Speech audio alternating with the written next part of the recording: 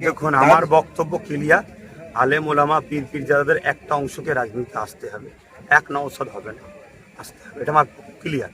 কিন্তু এসেই এক কাঁদি লোভে স্বপ্ন দেখলে হয় না, আসতে হবে, দল করতে হবে, মার খেতে হবে, কর্মী তৈরি করতে হবে, কর্মীর সঙ্গে মিশতে হবে, আন্দোলন করতে হবে।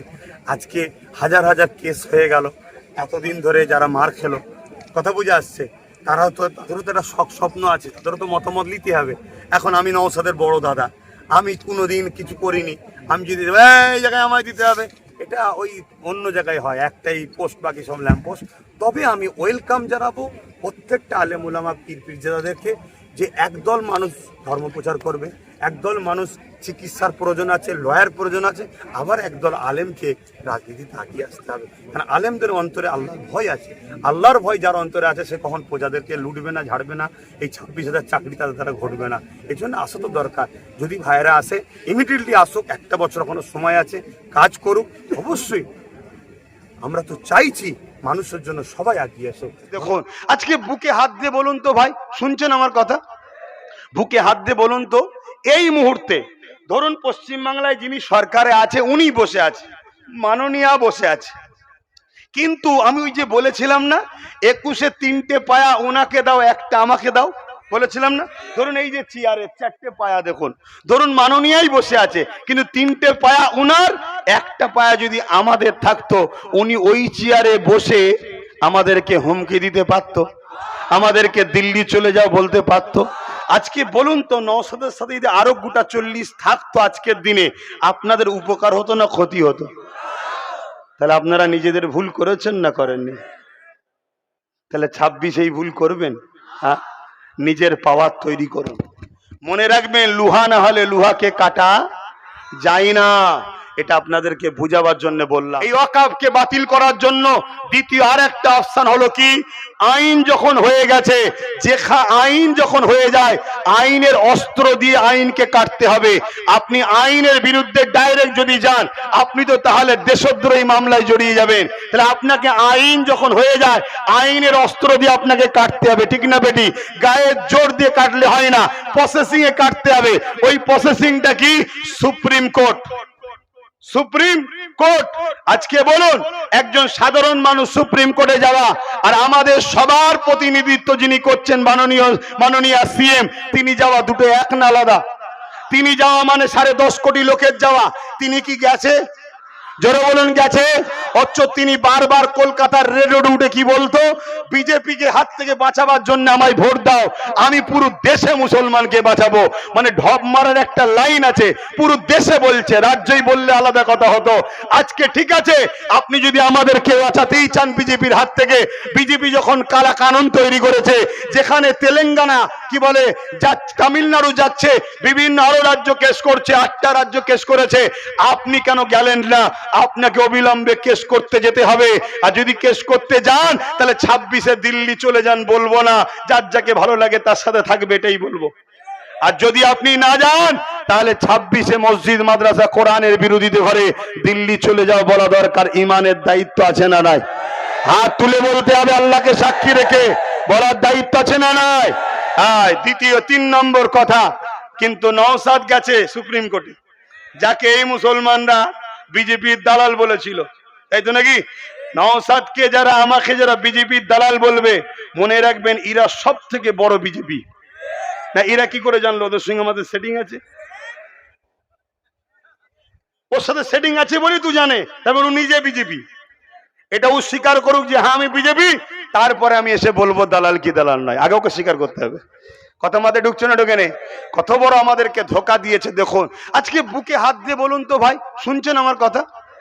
বুকে হাত দিয়ে বলুন তো, এই মুহূর্তে ধরুন পশ্চিমবাংলায় যিনি সরকারে আছে উনি বসে আছে, মাননীয়া বসে আছে, কিন্তু আমি ওই যে বলেছিলাম না 21-এ 3টে পায়া ওনাকে দাও, একটা আমাকে দাও, বলেছিলাম না?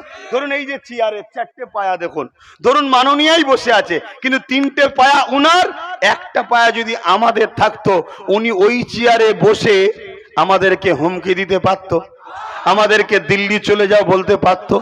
আজকে বলুন তো, নওশাদের সাথে যদি আরো গোটা 40 থাকতো আজকের দিনে, আপনাদের উপকার হতো না ক্ষতি হতো? তাহলে আপনারা নিজেদের ভুল করেছেন না করেননি? তাহলে 26 ভুল করবেন? হ্যাঁ, নিজের পাওয়ার তৈরি করুন। মনে রাখবেন, লোহা না হলে লোহাকে কাটা যায় না। এটা আপনাদেরকে বুঝাবার জন্য বললাম। আমি চিন্তা করে দেখছিলাম যে রাজ্য সরকার আমাদের তো আন্দোলন কালাকানুনের বিরুদ্ধে, ইনার হঠাৎ করে মাথায় ব্যথা হলো কেন? ইনি হঠাৎ করে এত রেগে গেলেন কেন? যে বাংলায় যদি কেউ ওয়াকফ কেলে গুলোগুলি করে তার সব থেকে বড় দুশ্মন আমি হব, এই মাথা গরমের কথা কেন বললো? উনি কি ট্যাবলেট খেয়েছিল সেই সময়? যেমন আজকে কেউ বলছে আমি বারবার ওষুধ খাই তাই আমার হুঁশ নাই। আমি জানি না ওই দলে কি সবাই কম বেশি ওষুধ খাই কি আমার জানা নেই। তো এত বড় কথাটা কেন বলতে গেল? আমি চিন্তা করে দেখলাম, এই ভাই একটা বিচখানে কথা এলো জানেন তো নাকি? কেউ একজন বললো না যে আমি ওষুধ খেয়েছিলাম তাই আমার পুলিশ বন্ধুদের মা বোনলে পরিবার নিয়ে গালিগালাজ করছিল, শুনছেন না? আমার পুলিশ বন্ধুদেরও বলি, সিট দ্বারা সোজা করেন, সিট দ্বারা সোজা করেন। যাদের সিট দ্বারা সোজা আছে তাদের মা বোনকে কেউ ধমকাই না, চমকাই না। তাদের মা বোনলে কেউ খারাপ কথা বলে না, কেন জানে সিট দ্বারা সোজা আছে, পাছা লাল করে ফেলবে। আর যারা প্রশাসন সেজে সিট দ্বারা বিক্রি করেছেন সেই প্রশাসনদের জন্য আমাদের দুঃখ হয়। আজকে কত অপমান বলেন তো।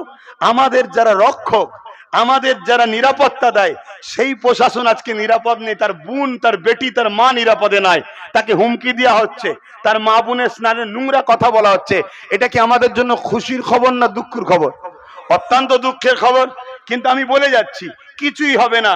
দেখবেন দেখবেন ওকে আরো বড় পদ দিয়ে দেওয়া হবে, ওকে আরো বড় কোনো জায়গায় পৌঁছে দেওয়া হবে। কেন? ও আজকের বাজারে ঠিক কথা বলেছে, এটাই প্রমাণ দিতে চাইছি। তো যাক, আমি ও বিষয়ে যাচ্ছি না। আমি বলতে চাইছি কি, রাজ্য সরকার বিরোধী করার কারণ কি? কেন আইনটা করেছে কেন্দ্র সরকার, আন্দোলন হবে কেন্দ্র সরকারের বিরুদ্ধে। লোক আন্দোলনে গিয়ে বলবে মোদি হাটাও, বিজেপি হাটাও, ফ্যাসিস্ট কেন্দ্র সরকার মুর্দাবাদ। এটাই তো হবে নাকি প্রোগ্রামে? এখানে দিদিমণির হঠাৎ মারা গরম হলো কেন? আমি অনেক চিন্তা করে দেখলাম, ও আইনের মধ্যে লেখা আছে 12 বছর কেউ যদি ওয়াকফ দখল করে রাখে, মসজিদ, মাদ্রাসা, কবরস্থান, ঈদগাহ জায়গা, সেটা তার হয়ে যাবে। দিদি দেখছে এই আইনটা যদি চালু হয়ে যায়, অলরেডি আমি আমার চামচারা 75,000 বিঘে জায়গা দখল করে রেখেছি বাংলায়। কত? এই জন্য বলেন, সব রেকর্ড হচ্ছে, রেকর্ড হচ্ছে। রাজ্য সরকার 75,000 বিঘে জায়গা ওয়াকফের, মসজিদ, মাদ্রাসা, কবরস্থান, মুসলমানদের বাপ দাদার দান করা সম্পদ, ইসলামের সম্পদ, 75,000 বিঘে জায়গা কম বেশি রাজ্য সরকার দখল করে রেখেছে। 13 বছর চলছে। 12 বছরের আইনটি যদি লাগু হয়ে যায়, সব সম্পদের মালিক রাজ্য সরকার হয়ে যাবে।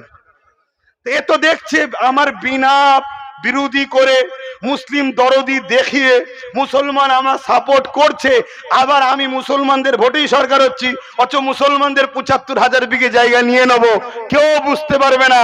এই আইনের বিরুদ্ধে বলতে দিবা। দ্বিতীয় নম্বর, এটাও হতে পারে অনেকে বলছে যে উনি কি করবে, ওপর থেকে চাপ এসছে, যদি বাংলায় আন্দোলন হয় তাহলে সিবিআই ইডি পাঠিয়ে তোমাকেও ভাইপোকে তুলে আনবো। এই ভয়ের কথা অনেকে বলছে, কিন্তু আমার মনে হয় এই 75,000 বিঘে জায়গাটাই হচ্ছে মেন ইস্যু।